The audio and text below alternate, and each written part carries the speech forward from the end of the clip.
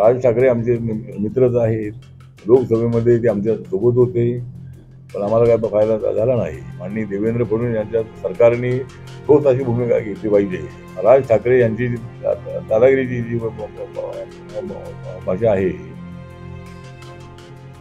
मंत्र्याची मान्यता रद्द करावी अशी मागणी केली. त्यावर संदीप देशपांडे म्हणतात की महाराष्ट्रात भया लोकांना राहू द्यायचं की नाही बघावं लागेल. कुणाची मान्यता? मनसेची मान्यता रद्द करण्यासाठी उत्तर भारतीय सेनेने याचिका दाखल केली. मला वाटतं की राज ठाकरे आमचे मित्रच आहेत. लोकसभेमध्ये ते आमच्या सोबत होते, पण आम्हाला काय फायदा झाला नाही.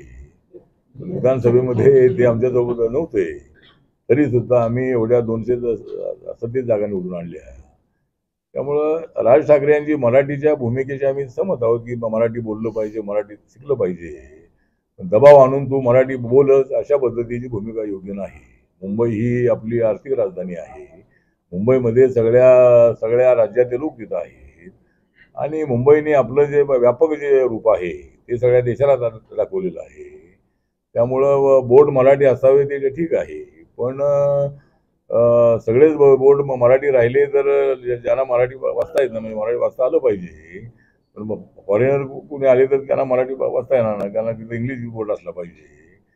तर मराठीची भूमिका त्यांची ठीक आहे, पण अशी दादागिरी करणं योग्य नाही. आणि बँकांमध्ये मराठीमध्ये व्यवहार करा असं म्हणणं म्हणजे आपली इकॉनॉमी कोलॅप्स करण्यासारखं आहे. आपल्या सगळ्या बँका उद्ध्वस्त करण्यासारखं आहे. आपली इकॉनॉमी जेवढी आपल्याला आपण वाढवत आहोत, तर बँका त्याला मराठी माणसांना घ्या ही मागणी ठीक आहे. म्हणजे लोकल लोकांना मॅक्झिमम नोकऱ्या मिळाल्या पाहिजे या त्यांच्या मताशी मी सहमत आहे. पण मराठीमध्ये व्यवहार सगळा बँकांचा करा या मताशी आम्ही सहमत नाही. त्यामुळं उत्तर भारतीय काय कोर्टामध्ये गेले असतील, परंतु सरकारने या संबंधामध्ये निर्णय घेतला पाहिजे.